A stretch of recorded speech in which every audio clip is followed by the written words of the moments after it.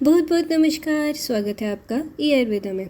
आज हम पढ़ेंगे BAMS फर्स्ट प्रॉफ का रचना शरीर यानी ह्यूमन एनाटॉमी। तो आज जो हम चैप्टर पढ़ने वाले हैं उसका नाम है मर्म शरीर। गर्भ शरीर के बाद ये आपका सेकंड लार्जेस्ट चैप्टर है जो कि आपको एग्जाम्स में 15 मार्क्स का आएगा। तो मेक श्योर आप इस चैप्टर को बहुत ज्यादा अच्छे से पढ़ें क्योंकि ये आपके आयुर्वेदिक पार्ट का सबसे इंपॉर्टेंट टॉपिक है। तो जो टॉपिक्स आपके सिलेबस में इस चैप्टर के लिखे गए हैं वो है definition, enumeration, classification, location, surface demarcation of मर्म एंड एक्सप्लेनेशन ऑफ त्रिमर्म। तो हम इस वीडियो लेक्चर में फर्स्ट 4 पॉइंट्स कवर करेंगे and last 5th and 6th points जो कि इस चैप्टर के मोस्ट इंपॉर्टेंट पॉइंट्स हैं उन्हें हम दूसरी वीडियो में कवर करेंगे क्योंकि वो पॉइंट्स आपके BAMS के 4th ईयर के लिए भी हैं, इसीलिए मैंने उसको अलग से एक वीडियो में बनाया है जिनमें हम विद ट्रिक्स सारे मर्म के नाम लर्न करेंगे एंड वो काफी शॉर्ट वीडियो होगी जिससे आपको मर्म की लोकेशंस एंड उनके नाम बहुत इजीली एक ही बार में लर्न हो जाएंगे। अब आगे चैप्टर को शुरू करने से पहले आपको पता होना चाहिए कि मर्म होता क्या है। तो marma are some important points in the body जिसकी डिस्ट्रक्शन से सीवियर पेन एंड इवन कुछ की डिस्ट्रक्शन से डेथ भी हो सकती है। तो ये हमारे बॉडी के कुछ फेटल पॉइंट्स हैं।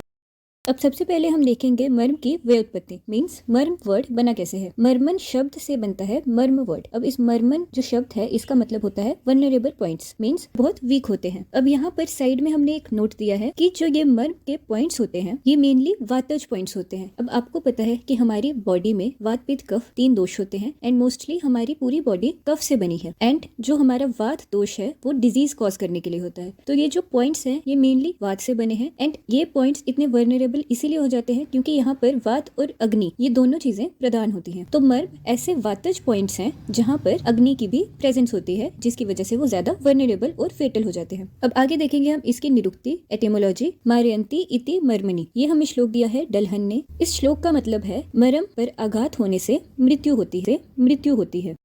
अब नेक्स्ट है परिभाषा मींस डेफिनेशन। तो मर्म कुछ ऐसे पॉइंट्स है एनाटॉमिकली कि जहाँ पर मांस यानी मसल्स, सीरा यानी वेन्स, स्नायु यानी टेंडेंस, अस्थि यानी बोन्स एंड संधि यानी जॉइंट्स जो हमारी बॉडी को फॉर्म करने वाले कुछ कंपोनेंट्स है उनका सन्निपात यानी यूनियन हो एंड उन सन्निपात के स्थान पर स्वाभाविक एंड विशेष प्राण प्रेजेंट है। अब ये जो प्राण दैट इज हमारी लाइफ होती है ये पूरे हमारी बॉडी में प्रेजेंट है but in points that is मर्म के पॉइंट्स पर ये मोस्टली कंसंट्रेटेड है एंड विशेष रूप से प्रेजेंट है। तो इसीलिए हम इन्हें मर्म कहते हैं। तो मांस, सीरा, स्नायु, अस्थि, संधि इन पांचों के सन्निपात का जो स्थान है उसे मर्म कहते हैं एंड यहाँ पर स्वाभाविक एंड विशेष प्राण प्रेजेंट होते हैं। तो ये आपको मांस, सीरा, स्नायु, अस्थि, संधि इसे इसी ऑर्डर में याद रखना है क्योंकि आगे जब हम टाइप्स पढ़ेंगे वहाँ पर ये आपको हेल्पफुल होगा। तो मर्म क्या है? मांस, सीरा, स्नायु, अस्थि, संधि का सन्निपात जहाँ पर स्वाभाविक एंड विशेष प्राण प्रेजेंट है। तो अगर आपने इसकी हिंदी ऐसे लर्न कर ली तो समझ लीजिए आपका श्लोक भी अब हो गया। अब हम नीचे देखेंगे इसका श्लोक। मर्मानि मांस, सीरा, स्नायव, अस्थि, संधि सन्निपातः तेषु स्वभावत एवं विशेषेण प्राणस तिष्ठन्ति। सुश्रुत संहिता शारीर स्थान 6/16। तो इसकी फर्स्ट लाइन में वही लिखा है जो हमने ऊपर पढ़ा कि मर्म मांस, सिरा, स्नायव, अस्थि एंड संधि का सन्निपात होते हैं एंड सेकंड लाइन में लिखा है तेषु स्वभावात, जैसे मैंने आपको बताया कि स्वाभाविक एवं विशेष प्राण यहाँ पर तिष्ठन्ति मींस प्रेजेंट होते हैं। तो ऐसे हो गया आपका परिभाषा का श्लोक लर्न जो है मर्मानि मांस, सिरा, स्नायव, अस्थि, संधि सन्निपातः तेषु स्वभावत एवं विशेषेण प्राणस तिष्ठन्ति। अब नेक्स्ट है स्थिति दैट इज इसके लोकेशन। तो जिन पॉइंट्स को दबाने पर विषम स्पंदन यानी पल्सेशन हो एंड वेदना दैट इज पेन हो उन्हें हम मर्म कहते हैं। अब आगे है संख्या। हमारी बॉडी में टोटल 107 मर्म प्रेजेंट है। अब हम इन 107 मर्म को अलग अलग बेसिस पर क्लासिफाई करते हैं। फर्स्ट है षडंग दैट इज हमारी बॉडी के 6 एनाटॉमिकल रीजन्स जो आपने रचना शरीर के फर्स्ट चैप्टर में पढ़ा था, होप आपको याद होगा। सेकंड है परिणाम that is effects and results. Third है संरचना दैट इज इन मर्म के स्ट्रक्चर एंड लास्ट है परिमाण दैट इज मेजरमेंट। अब हमने जो पीछे 4 आधार देखे क्लासिफिकेशन के हम उन्हें आगे एक एक करके पढ़ेंगे एंड देखेंगे कि 107 मर्म को कैसे हम क्लासिफाई करेंगे एंड मेक श्योर। तो इन टेबल्स में हमें क्या करना है, इनके नाम लर्न करने हैं एंड इसमें कितने मर्म आएंगे ये लर्न करना है जो मैं आपको अपनी ट्रिक्स के साथ करवाऊंगी। तो मेक श्योर आप इसे बड़े ध्यान से देखें क्योंकि ये आपको 5 मार्क्स का क्वेश्चन आ सकता है। एंड जैसे मैंने आपको पहले स्टार्टिंग में बताया था इस वीडियो में इन 107 मर्म के नाम नहीं है, उसके लिए मैंने एक अलग वीडियो बनाई थी क्योंकि ये नाम बहुत ज्यादा इंपॉर्टेंट है एंड वो आपको लर्न होना बहुत ज्यादा जरूरी है क्योंकि उसका 10 मार्क्स का क्वेश्चन आता ही आता है। तो यहाँ पर सिर्फ हम क्लासिफिकेशन एंड उनके नाम देखेंगे एंड जो मर्म के नाम है वो हम उस दूसरी वीडियो में देखेंगे जो आप मेरे रचना शरीर प्लेलिस्ट में देख सकते हैं। तो सबसे पहले हम देखेंगे षडंग के आधार पर क्लासिफिकेशन। अब षडंग क्या होता है? जो हमारी बॉडी है वो एनाटॉमिकली 6 पार्ट्स में डिवाइडेड है। ये हमने रचना शरीर के फर्स्ट चैप्टर में भी पढ़ा था, शाखा, मध्य एंड ऊर्ध्व जत्रुगत। तो फर्स्ट है शाखा आश्रित मींस हमारी एक्सट्रीमिटीज। तो इसमें आते हैं ऊर्ध्व शाखा एंड अधो शाखा मींस हमारी अपर एक्सट्रीमिटी दैट इज हमारी arms and lower extremities that is हमारी लेग्स। अब हर एक हमारी एक्सट्रीमिटी में 11 मर्म प्रेजेंट होते हैं विच मेक्स टोटल ऑफ 44 मर्म। तो इसे हमें कैसे याद रखना है? हमारी 4 शाखा है तो हमारे मर्म भी कितने होंगे 44, दैट इज एक शाखा में एक एक मर्म, दैट इज 11 मर्म। अब नेक्स्ट है मध्यकाय, दैट इज हमारा ट्रंक रीजन। अब इसको भी हमने दो पार्ट्स में डिवाइड किया है, दैट इज हमारा उदर, दैट इज स्टमक, एंड उरर, दैट इज हमारी चेस्ट, एंड सेकंड है पृष्ठगत, दैट इज हमारा बैक रीजन। अब इसको कैसे याद रखें, उदर एंड उरर में दो चीजें आ रही हैं, तो 1 2 दैट इज 12, तो उदर एंड उरर में कितने मर्म प्रेजेंट है 12, एंड पृष्ठगत दैट इज हमारी बैक में है 14 मर्म प्रेजेंट। अब इसको याद रखने के लिए आप ऐसे करें कि प से है पृष्ठ एंड प से है 5, तो 5 मर्म तो प्रेजेंट नहीं हो सकते इतनी बड़ी पीठ में, तो हम उस 5 को तोड़ेंगे 1 एंड 4 में, तो हो गए 14 मर्म। तो उरर एंड उदर में है 12 एंड पृष्ठ में है 14 मर्म, तो टोटल मध्यकाय में हुए 26 मर्म। नेक्स्ट है ऊर्ध्व जत्रुगत, दैट इज हमारी नेक एंड हेड रीजन। यहाँ पर बाकी के बचे हुए 37 मर्म प्रेजेंट है। तो अब हम इसको एक और बार फिर से देखेंगे। शाखा में 4 शाखा तो 44 मर्म, मध्यकाय में आगे है उदर एंड उरर 1 2 12 मर्म, एंड पीछे है प से 5, तो उसे हम तोड़ेंगे 1 4 में, दैट इज 14 मर्म, टोटल 26 मर्म, एंड उदर जत्रुगत में बाकी के बचे हुए 37 मर्म। अब इनके नाम हम सेकंड वीडियो में देखेंगे, जैसे मैंने आपको बताया था, एंड उसमें हम इसी के अकॉर्डिंग, दैट इज हमारे षडंग के अकॉर्डिंग ही नाम देखेंगे।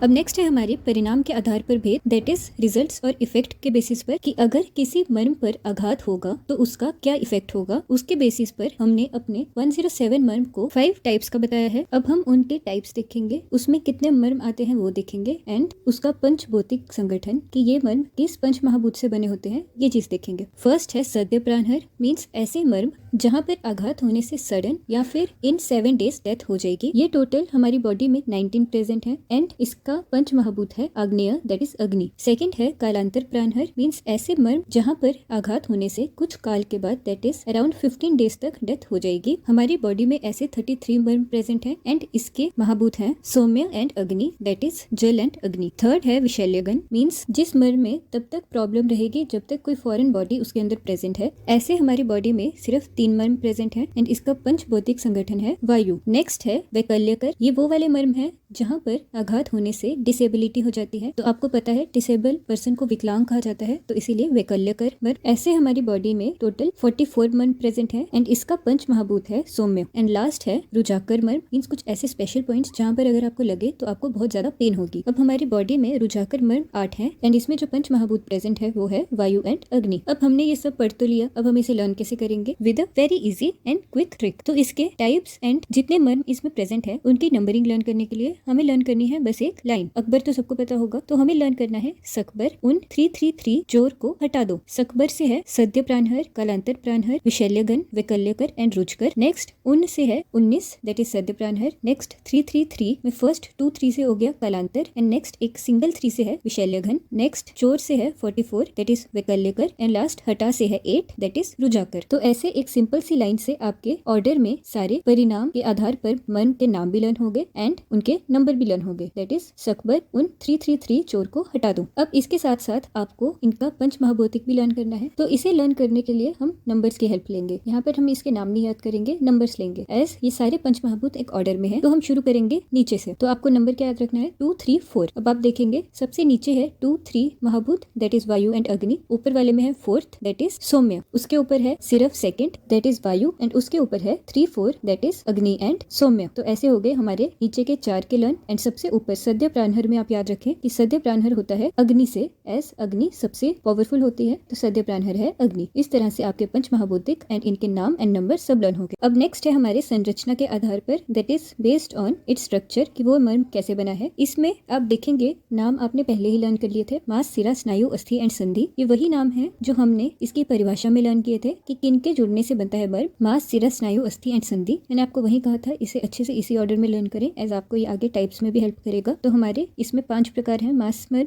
सिरा मर्म, स्नायु मर्म, अस्थि मर्म एंड संधि मर्म। अब हमें यहाँ पर इसके लर्न करने हैं कि इसके अंदर कितने मर्म आते हैं। मांस के अंदर है 11, सिरा के अंदर है 41, स्नायु के अंदर है 27, अस्थि के अंदर है 8 एंड संधि के अंदर है 20। तो अब इसे लर्न कैसे करें, इसे भी हम नीचे से लर्न करेंगे। सबसे पहले संधि, 2 चीजों की संधि होती है, तो इसीलिए 2 0 20। उसके बाद अस्थि, अ से 8 एंड अ से अस्थि, तो 8। उसके आगे है स्नायु, जिसमें आप ऐसे ही स से 27 एंड स से स्नायु मर्म लर्न कर सकते हैं। नेक्स्ट हम लर्न करेंगे मांस मर्म। मांस मर्म हमारा फर्स्ट है, इसीलिए 11 1 1।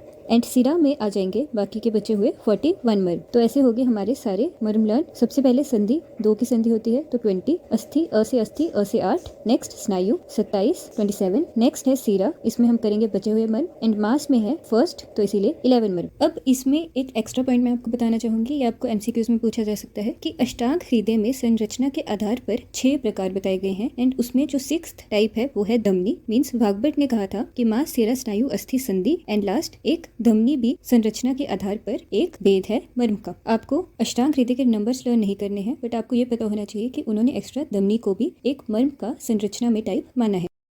अब नेक्स्ट है परिमाण के आधार पर, यानी मीन्स ऑन इट्स मेजरमेंट। तो इसमें भी 5 टाइप्स हैं। फर्स्ट 1 अंगुल जिसमें है हमारे 8 मर्म, सेकंड 2 अंगुल जिसमें है हमारे 6 मर्म, थर्ड 3 अंगुल जिसमें है हमारे 4 मर्म, नेक्स्ट है 1 मुट्ठी जिसमें है 25 मर्म, एंड लास्ट है अर्ध अंगुल जिसमें है 64 मर्म। अब आप इसको देख ही सकते हैं, नाम लर्न करना काफी इजी है। 1 2 3 अंगुल एंड देन 1 मुट्ठी एंड देन लास्ट आधी अंगुल। अब इसके नंबर लर्न करने के लिए आपने पहले 3 में सारे इवन नंबर्स लिखने हैं, 8 6 4, एंड देन फोर्थ वाले में दैट इज 1 मुट्ठी में लिखना है कि हमारी कितनी मुट्ठियां हैं, 2 तो 2, एंड हमारी 1 मुट्ठी में कितनी अंगुल होती हैं, 5, तो इसीलिए 25, एंड लास्ट अर्ध अंगुल में आ जाएंगे बाकी के बचे हुए 64 मर्म। तो आप नाम सीक्वेंस में लर्न करें, 1 2 3 अंगुल एंड देन 1 मुट्ठी एंड देन अर्ध अंगुल। उसके बाद नंबर के लिए पहले 3 में आपने इवन नंबर लिखने हैं, 8 6 4, देन 2 मुट्ठी 2 एंड 5 उंगलियां 25, एंड देन बाकी के बचे हुए 64 मर्म।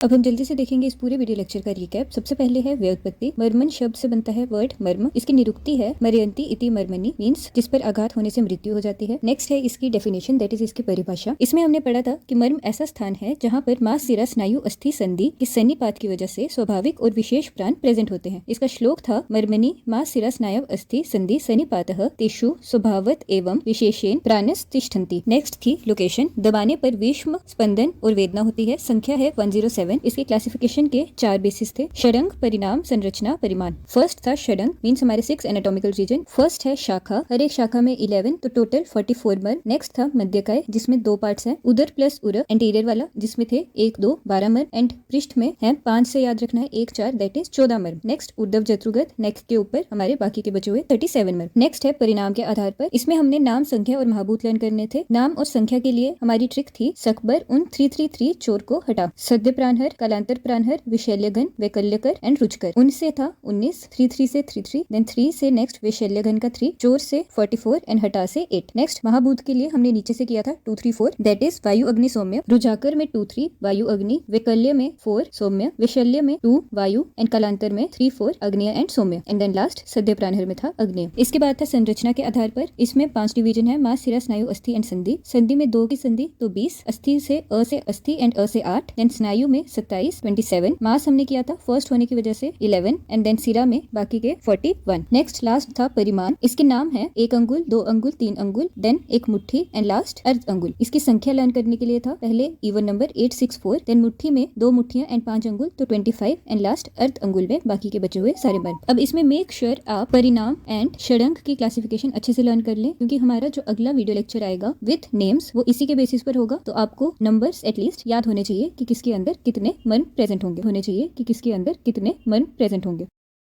तो इसी के साथ खत्म होता है हमारे रचना शरीर का सेकंड मोस्ट इंपॉर्टेंट टॉपिक का पार्ट 1, दैट इज मर्म शरीर। मेक श्योर आप इस वीडियो लेक्चर को अच्छे से देखें एंड 2-3 बार देखें सो दैट आपको ये लर्न हो जाए। एंड जो ये मैंने आपको टेबल्स लर्न करवाए हैं आप इन्हें 1-2 बार खुद बनाकर देखें सो दैट आपको अच्छे से रिवाइज होता रहे एंड लर्न होता रहे। तो इसके बाद हम मिलते हैं इसके नेक्स्ट पार्ट 2 में। तब तक के लिए संस्कृत पढ़ते रहें एंड श्लोक लर्न करते रहें।